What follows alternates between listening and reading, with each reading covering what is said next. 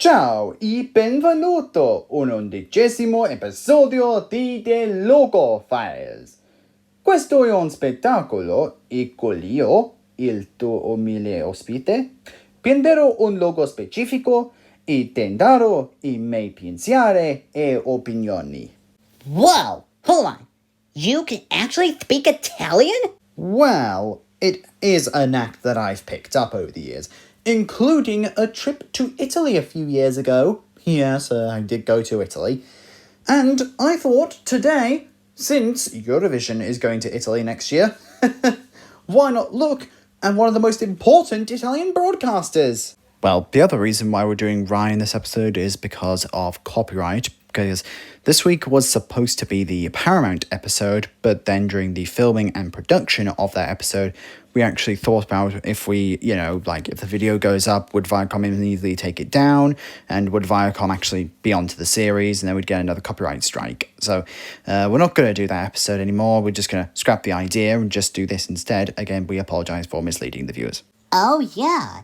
So, without further ado, let's get on with the show and take a look at a logo of one of the most important, if not the most important broadcaster in Italy. How do you say that? Oh, Radio Televisione Italiana, also known as RAI.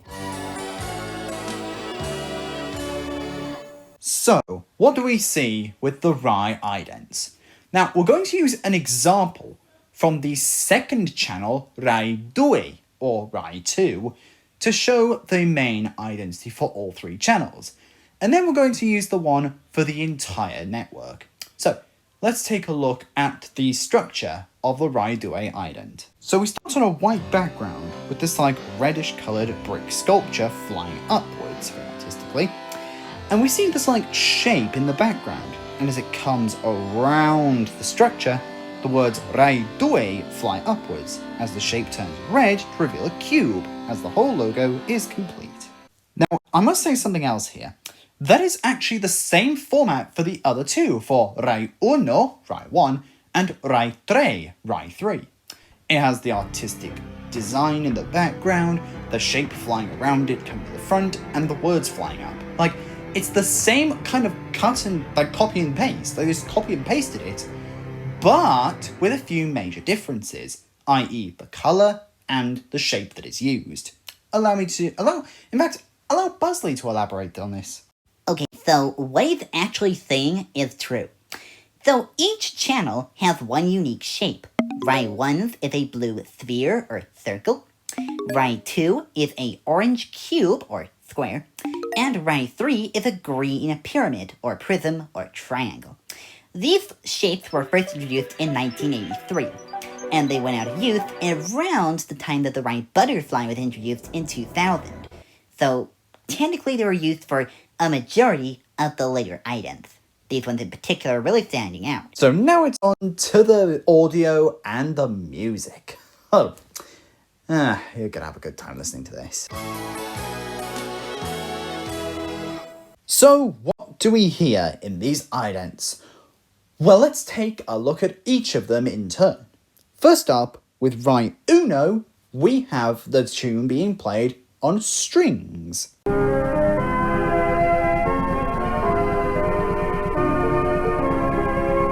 As for Rai 2, they went for electric guitar.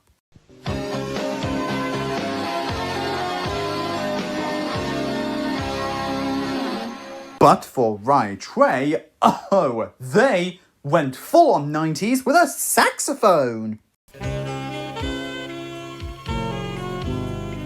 Oh, yeah. Oh, that is just so funny. The whole, oh, yeah. It just sounds so hilarious, like the, oh, yeah. Because it's played on saxophone. Well, of course it is. But now for the big one. If we take all three of them and put them together, we get this. Oh, apologies for that.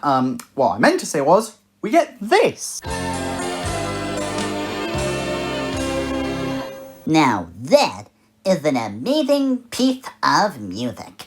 It's certainly rude. Anyway, longevity. So, how long was this logo in use? Well, these idents for Rai 1, 2, and 3, or 1, 2, 3, were first introduced in 1993 as a big shake-up for the entirety of the company. And as Buzzley pointed out, the logos were officially dropped and the entire notion of this logo was retired in 2000 for the butterfly logo. But when in 1993 was it introduced? When in 2000 was it retired? Let's have a bit of a closer look.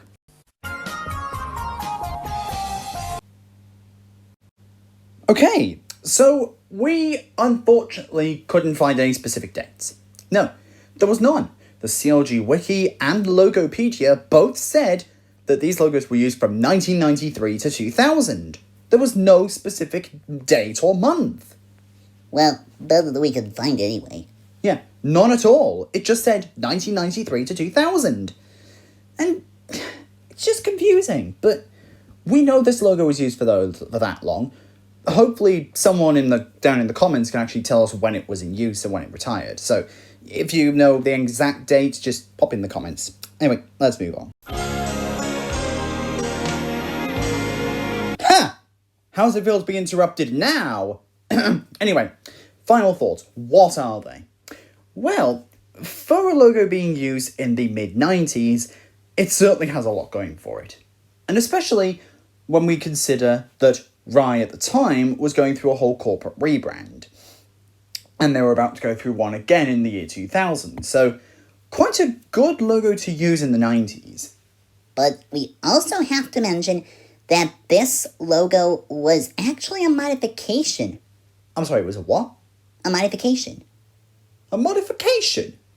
Yeah, it was actually a modified version of the logo from 1983. What? Yeah, I know, right? Anyway, so, how do we like this logo? Well, it's actually quite good. And when we say it's quite good, we actually mean it's very, very nice. It's got a calming atmosphere, and each of the variants for the channels, and we hope that this kind of format will be used in all future logos to come from Rai. And with that just about brings us to the end of this week's episode of the Logo Files. And gee, it was bellissimo. I would rather say it's perfecto. Oh, you've learned a bit of Italian, have you? Well, maybe. Oh, okay. Anyway, so, we, of course, will do a new logo next week, and, of course, we will do a new logo. So, yes, don't forget to, like, comment, and subscribe, of course. And don't forget our Season 1 playlist. Oh, they don't. I hope they won't. But instead of saying, until next week, this case is closed, blah, blah, blah, we're going to end this episode a different way. Let us now enjoy how Rai used to close down every night in the 90s. Until then, we'll see you next week.